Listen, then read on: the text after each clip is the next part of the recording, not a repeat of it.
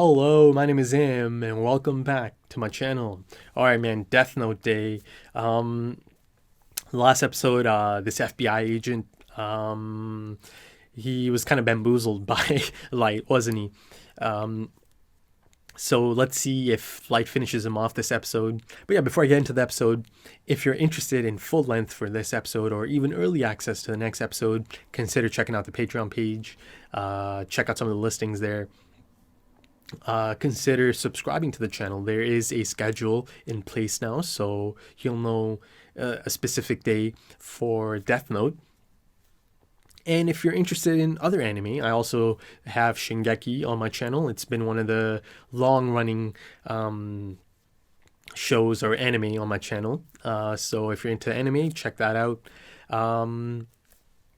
Consider checking out the pinned comment. It has links to my Patreon page, it has links to my social media, and it has any updates if there needs to be an update. Okay, so let's get right into the episode.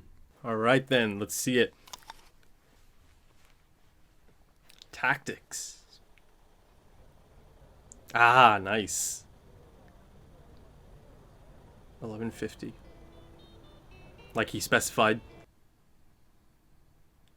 Whoa, who's this? Oh, a therapist? Oh, never mind. どうしたの？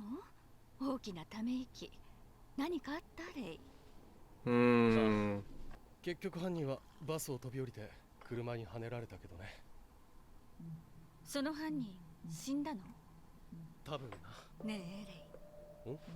それって本当に？Okay。だって誰かを調べていてそのバスに乗ったんでしょ？そこで犯罪者がおそらく死んだ。君は確かに優秀な FBI 捜査官だ。She still is. しかし今は僕のフィアンセでしかない。Oh, just? もう君は捜査官じゃないんだ。ごめん、そんなに気にするなよ。家族ができれば自分が捜査官だったことを忘れるぐらい忙しくなって、癖なんて出る暇もなくなってしまうさ。彼の名前を書くのは1週間後だ。Right. 会ってすぐ彼が死ねば僕に疑いがかかる。もっと彼らの捜査が進んでより多くの警察関係者が調べられてからの方。レイ・ペンバーさん、振り向いたら殺します。キラです。 Whoa. 自分の大切な人の命を奪われる方が辛いでしょう。今人質にされているのはそちらだと思ってください。まさか彼女。そうです。あなたのことは調べました。少しでも私の I mean, you just told him about it, about her. あなたの家族も含め私にどうしろと。パソコンは持ってきましたね。そのパソコンには日本に入った捜査官が入っていますか？ Fill out the names? なんだこれは。ではその捜査官のうちメンバー全員を把握しているあなたの直接の上司の名前を。もうすぐあなたの上司からファイルが送られてきます。日本に入った FBI 全員の Oh man. これは。 Are those pages from the Death Note? お前は一体。 They are from the Death Note, aren't they? Yeah, he gave him pages from the Death Note.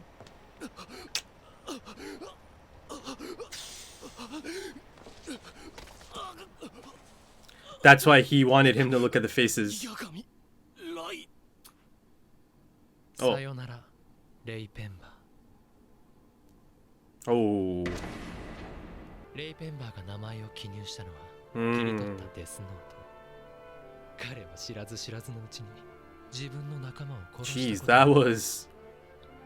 ペンバーの上司は捜査官全員にファイルを送った後に死亡。 Wow.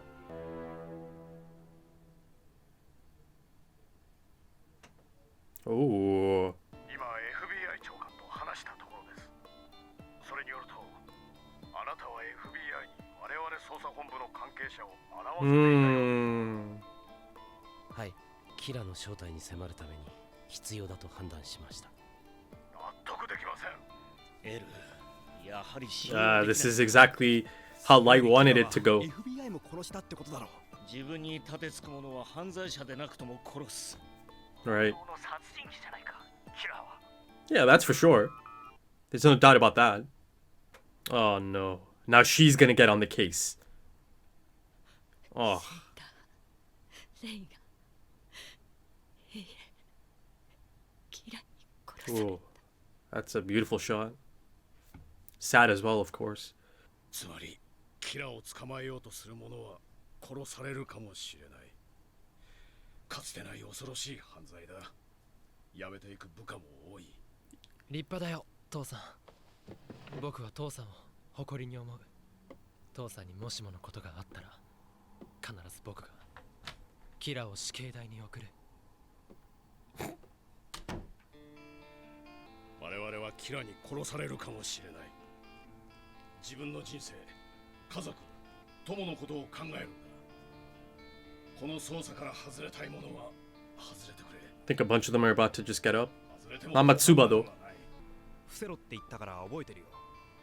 しかし他の客まではちょっと。そうですか。 Yes, I like this. I like わ her. かりました。ありがとうございます。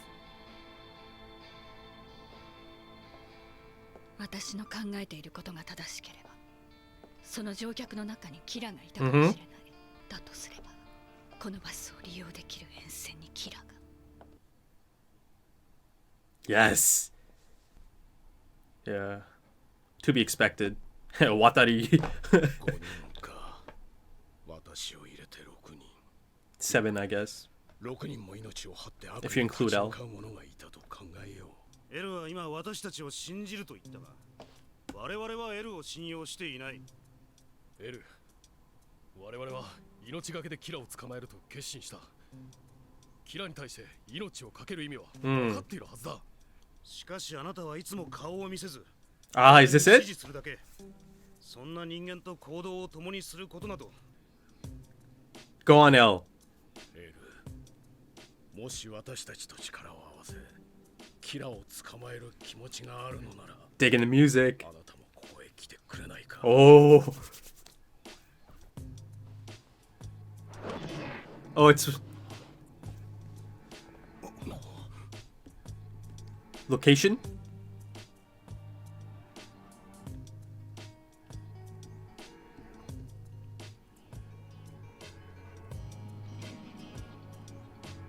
僕は L を信用します。それにこの事件には L の力が必 Yeah, 要だ that's と for damn 思います sure. 私も。エルは初めからこの事件には警察の力が必要だと言っていた。 Did he? Yeah. こうは考えられないか。エルはこうなることを待っていた。捜査本部には初めからエルに不信感を持つ者がいた。次々に辞表を出す者も出てきた。そして内部情報の漏れ。これでは信用して指揮は取れない。 Right. 本部の人間が死を恐れず悪に立ち Now he can actually show himself, エルの信 hopefully. 用できる人間だけになることを待っていたと。 Yes, Matsuba. 私は L を信用し、 I like these guys. But 私も。私は今帝東ホテルの一室にいます。 oh, it is a hotel これ room. から数日おきに都内のホテルを移動します。 Ah, okay.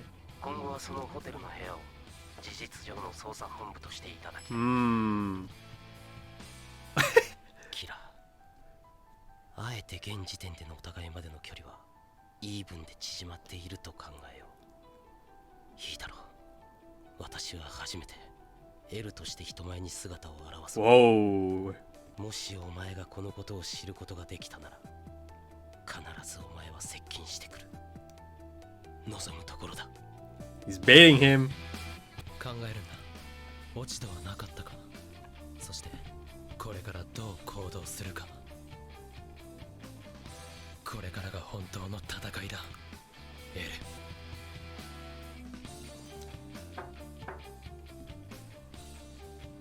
どうぞお入りください。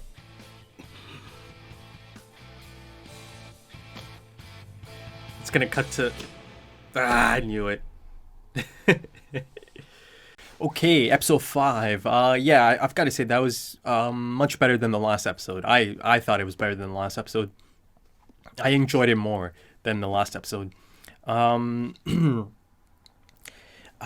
lot of exciting new things kind of came out of this episode, right? Now,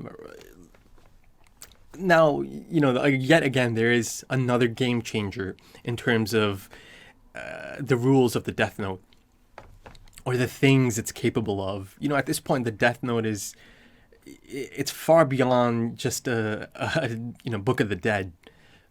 Initially, it was established as this Book of the Dead that you can kill people with, right, by writing their names in there. But then slowly, episode by episode, new things are getting added to the rules, and new possibilities are coming to light.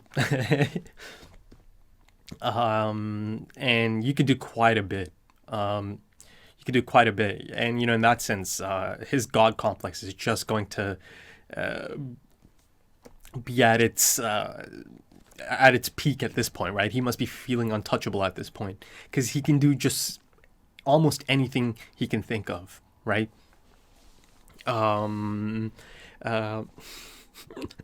He is the puppet master at this point, right? And it probably does feel like that to him.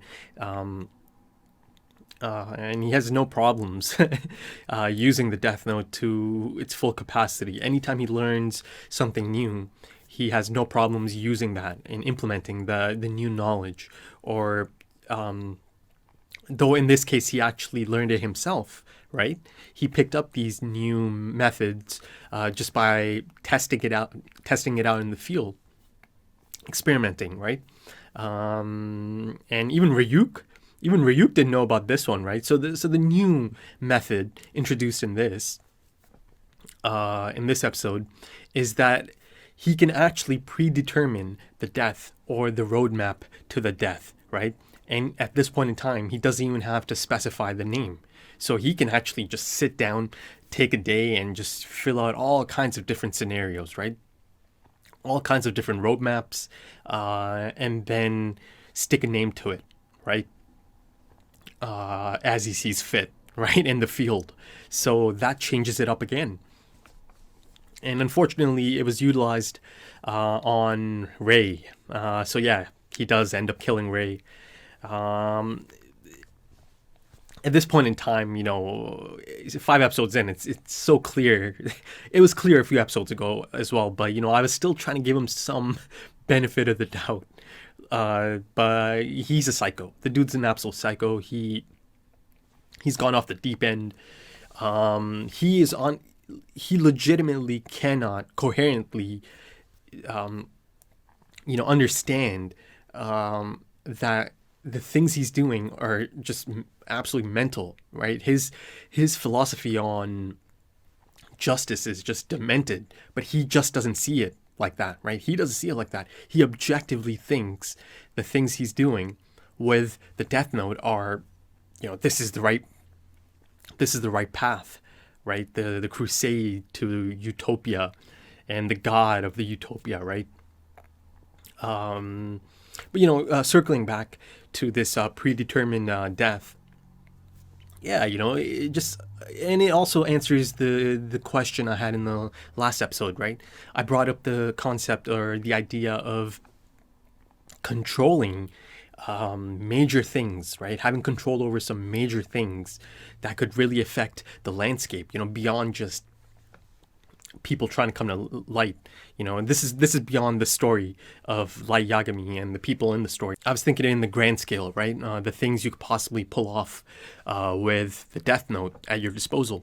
That being said, I'm only 5 episodes in, so especially after this episode, it seems like I might get to see some grand plans, happen at some point during the series, or during the run of this series, because again, at this point in time, it's been established that you have quite a bit of control over the death, or the roadmap to death. And, at some point, killing someone off isn't even going to be, or I feel like at some point, just killing someone off is not going to be the only reason to write their name in. I mean, he could just, put someone's name in there, someone that's around, or someone that's, say, a criminal, But then the things that lead up to that person's death, he could change and make things happen, right? And in the end, some criminal just dies. Or at least as long as they're part of this scheme of his, right? And not just people, he can control the situation these people are in, or the situations they get in. Crazy stuff. But yeah, circling back to the initial point before I kind of deviated. In the last episode, I brought up the idea or the concept of sending people in to assassinate people, right? As part of their roadmap to death. Oh, this person, at this moment in time, he's going to go into this place, he's going to assassinate this person, and then he's going to die in a shootout. That's his method of death. But then he has quite a bit of control over the things that lead up to that, right? And I got my answer real quick because my question was about the potential gray area, right? Killing, writing one person's name down, but other people dying in the process. So you're actually killing more than one person, but you're only writing one person's name down to kick off the whole roadmap, right? So say in that scenario, the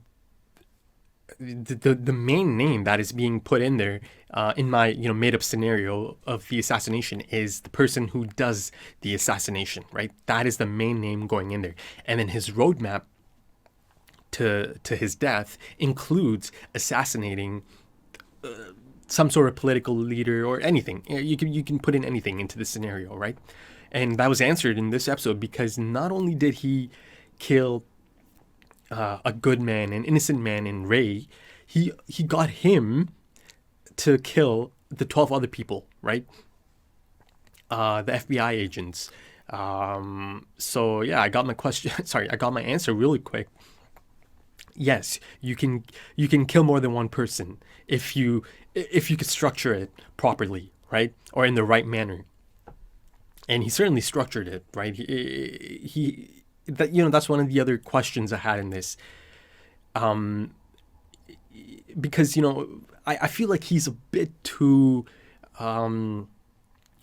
clever and smart, right? To just walk up to Ray. Just come up behind him and tell him I'm Kira. I feel like he's too smart, too elusive to take a chance like that. Because, no matter how afraid Ray might be of Kira at this point, you just can't predict. You can't predict what might happen out there, right? You just don't know. What if he, in a split moment, he has some kind of rush of courage or a rush of just anger and he just, turns around and backhands him. Or something, right? Something of those sorts. Or even maybe something around him. Well, what if someone trips and it kind of changes some of that path? So my thinking is that he predetermined every single step of that. I think he simply had to because he's too smart to leave anything to chance or to probability that, Ray is not going to turn around or Ray is not going to try anything stupid. So I do think he had quite a bit of control over everything that happened in the during the roadmap to Ray's death. I think he specified it to the tiniest detail. He's just not the type of person who's going to leave it up to chance or cut any corners. And in that sense, does that mean he had to include himself? Did he have to specify, his own name in the death note, in the plan, in the roadmap? Does that mean he had to specify something like, Light Yagami is going to sneak up on Ray, right? And then this is going to happen and, just the next steps play out. So did he even have to kind of, specify his own actions in the death note? Because, being out there, it is unpredictable. Even though he knows exactly what needs to be done and his plan, he's got it down. Perhaps he even had to specify his own actions in the death note in relation to Ray to make sure nothing unpredictable enters the plan or derails the plan. It'll be interesting to find out if they ever go into that or if he does something else similar to this, and then I get to see if he specifies his own name as well in there. Light Yagami walks up to him or her or this person. And speaking of planning it out and specifying everything right down to the finest details, he's covered his tracks at this point, right? He didn't take out just Ray. He got Ray to take out everyone else as well, all the FBI agents, right? If he took out just Ray, that's highly suspicious, right? And then they start looking into Ray's file, and they start looking into the people Ray was tailing or he was assigned, right? And that narrows it down real quick. And then L can get that information, and then there you go, right? Lights busted. So he made sure to get every single FBI agent, right? So now there's no way of knowing whose lead got to them, right? Because they're all dead. Who are you gonna ask? And the head honcho, of course, he specified in the roadmap that this guy is going to send the files to all of them, right? And then he also specified that all of them are going to die of a heart attack, right? So again, he specified that the files go out to all of them, not just Ray, because that would also raise a red flag. So yeah, he's quite brilliant in that manner. He's able to make sure that all his tracks are covered, so far at least. I remember saying in episode 1 or 2 that at some point I feel like he'll slip up. But the sad part of this is that not only did he get an innocent man to kill 12 FBI agents, not only did he get a good man to do that, he also cursed him in the afterlife because his plan required Ray to write or trick Ray into writing into the death note. So now he can't go to heaven or hell, as established in the first episode, right? So he's cursing him in the afterlife as well. And again, I'm bringing up the concept of afterlife because the show itself brought it up. The anime itself brought it up, right? Ryuk told him that, any user of the Death Note cannot go to heaven or hell anymore. So instead, you might end up in some kind of purgatory. And, I brought up the possibility of it potentially being the Shinigami realm, right? So is it possible that Rei might even end up in the Shinigami realm for eternity, right? Speaking of that concept, I do feel like that Light himself, given that he is establishing himself as the god of death here on Earth, I wouldn't be shocked if, Light himself ends up being a Shinigami at some point, or like the end game of this might be Light spending eternity in the Shinigami realm, right? I could totally see that happening at this rate. And speaking of Shinigami, it's interesting that Light sees himself, right? He sees himself as this god, right? And that he wants to be the god of this utopia. And he, like I said earlier, he objectively believes that he is doing the right thing, right? He is the god. And anything he does is, it's right. But, the interesting thing here is that he's actually more of a god of death, right? A Shinigami. As Ryuk mentioned in the last episode, you're a better Shinigami than most of my Shinigami friends in the Shinigami realm. He rejected that comparison, right, to Shinigami. He's like, no. I'm nothing like a Shinigami. I'm a human. I'm doing this for humans. I'm doing the right thing for humans. Don't compare me to Shinigami, a god of death. Yet here he is, a god of death on Earth. He certainly impressed Ryuk, right? The Shinigami Ryuk. But before I move on to my next points, Rei. I don't think Rei would have done anything, heroic as Light came up behind him, as Kira came up behind him. But again, that's because Light or Kira has anonymity on his side, right? No one knows that it's a high schooler, right? 17 or 18 years old. No one knows that, right? So there's that he's got the mystique about him, right? In most people's minds, or in everyone's minds, he's this supernatural, just horrible, dark killer, right? Lurking in the shadows. No one has that image of this, squeaky clean high school student, right? Top of his class and all. So that's that's the type of image Ray had of Kira, and Ray knew how capable this Kira is. So he didn't want to mess with any of that. But again, you can't leave that to chance. And I do think Light is too careful and too intelligent to leave anything like that to chance. I think he specified even that part of it, that Ray is not going to try anything. And the reason the reason I'm thinking that he did specify most of this or all of this leading up to his heart attack is because he said right on time as Ray shows up, right? So he had it all planned out, I think. And as Ray is dying or about to die from his heart attack, he looks up and Light's right there. This guy, man, he's so full of himself. He really is. He wanted to make sure, I think he wanted to make sure that Ray saw him right before he died. He wanted him to know that, look, I tricked you. You had me right under your nose, but look how grand I am, or look how great I am, right? Look how elusive I am, or untouchable. Like I said, the dude's not likable at all. Like, I just don't like him. Everything about him is just such a turnoff. That again, but I cannot deny that he is compelling. He is compelling. And I am interested to see how else he utilizes this new method. The predetermined roadmap to death and then writing someone's name in later. Like I said, you could do quite a bit. And at some point, it might not, the end game might not even be the death itself. That just might be a necessity to make the plan happen, right? In that roadmap, you can make a lot of different things happen. And I think that aspect of it is going to be quite interesting.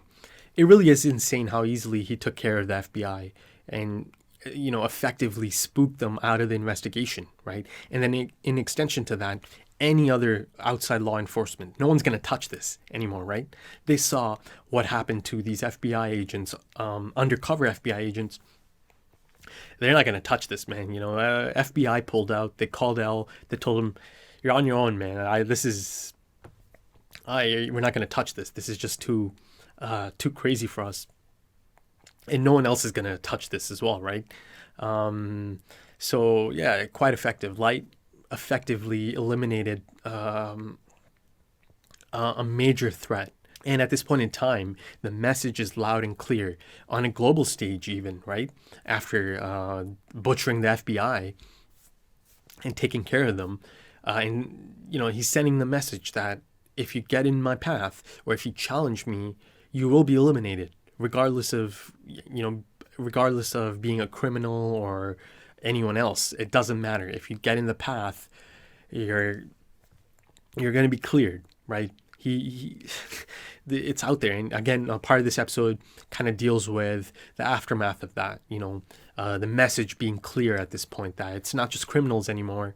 Essentially anyone who opposes him is the same as a criminal. So one of the most interesting things, or one of the most exciting things to happen over these past few episodes, is the introduction of Ray's fiancée. Now this is an interesting character, and that was clear the moment she popped up on screen, right? Initially I thought she might be a therapist to one of the characters, but no, she was his fiancée. But she's not just that, even though Ray did say, "Oh, you're just my fiancée now."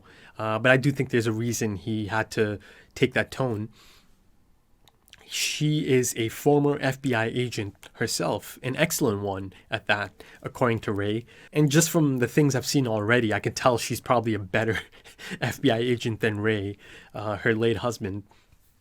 She was instantly able to clock the suspicious nature and timing of this bus incident in relation to her husband also being on that bus, right? And this person dying, the criminal on the bus dying after a bus jacking. So she was able to clock that instantly, that there's something off here. It can't be can it just be a coincidence that my husband, who she knows is on this Kara case undercover, was tailing someone and this happened, right? But he shut that down really quick. Right, really quick. He told her, "Oh, don't bring yourself into this." He was almost kind of rude. I think he took that tone because he legitimately didn't want her to, have any connection to this investigation, right? And he told her not to mention anything about the Kira case or don't mention Kira. And that's why he said, "You're just my fiancée," right? He's trying to keep her out of this, as to, make sure to protect her from being a potential target.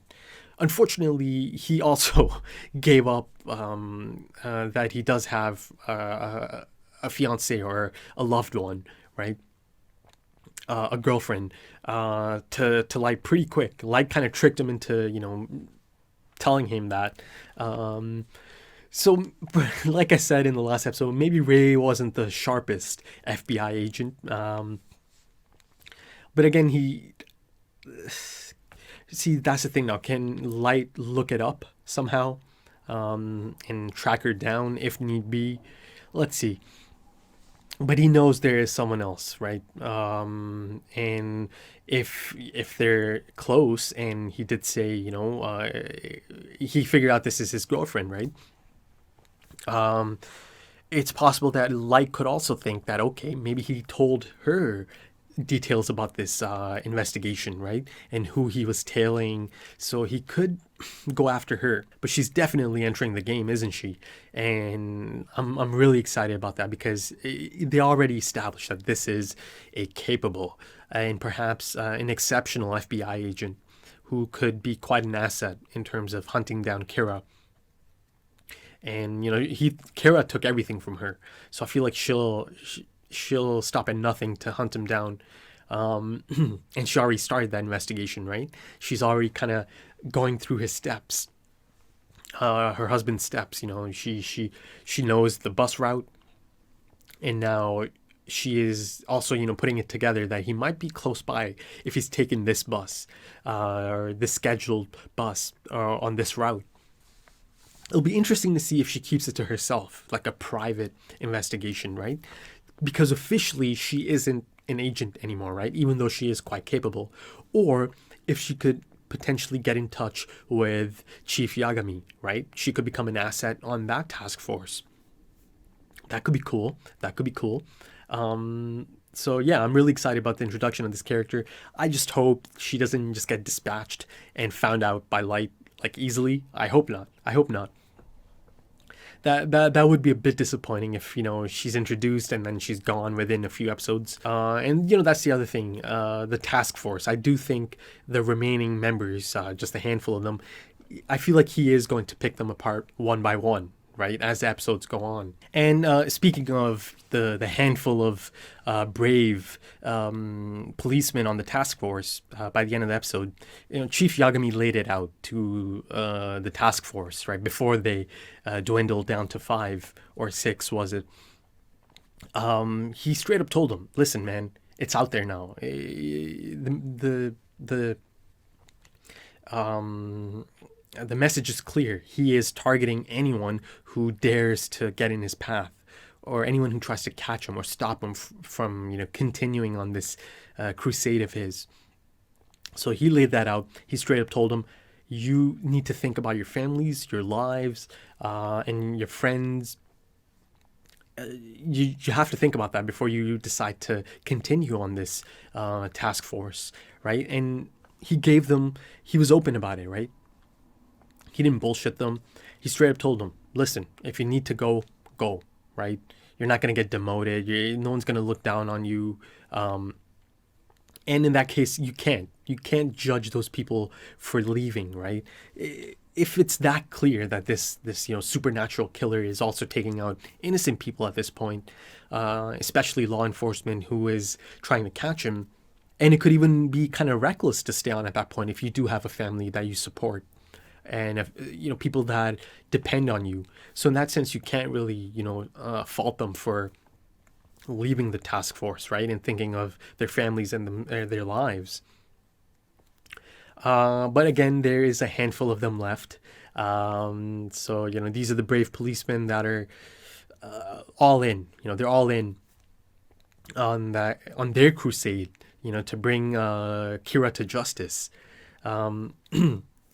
And that being said, Light certainly needed, and he wanted his father, Chief Yagami, to stay on the case, right? To stay on the task force, because he's getting information through his father being part of this task force, right? He's able to hack into his database and get all the information he needs. So his father is certainly part of his grand plan. He's using his own father, of course. Now I could even see him using his father in a roadmap to someone's death, because by the end of this episode, Chief Yagami is going to see L's face, right? So now, Chief Yagami, let's assume he's going to see him, right? He's going to see L. He's going to see L's face. Now, at some point, it's possible that Light could find out that his father has seen L, right? Or is in contact with this elusive, mysterious L, right? And he could try to use that information to his as part of his plans, right? Somehow. Could he even trick his own father into writing into the Death Note or on the pages of a Death Note, as depicted in this episode, right? He used it on Ray, or he got Ray to write into the Death Note, right? But then on the flip side, you have L, who is also trying to, kind of lay a trap or bait Light, because he certainly wanted these few men, the final few remaining men of the task force to meet him, right? And at one point in the episode, or later in the episode, right at the conclusion, he said, if you're able to find out about these meetings, right? So he's hoping that Light can actually find out about this. So he is also laying his own plans into motion. And, now that the task force is down to just a handful of men, he can do a few of his own experiments and tests, right? It's much more manageable at this point. Before it was like 142 of them, right? And even back then, a few episodes ago, he already surmised that it has to be someone related to or attached to one of these people in the task force. But at that point in time, there was just too many of them. Now that they're down to a handful of them, he can actually do some testing of his own, right? To see if this Kira is still around as part of this circle, right? Or attached to someone in this circle. Because say information leaks, and it is going to leak because Chief Yagami is still on board, right? He's still the lead, and he's going to update his database and stuff.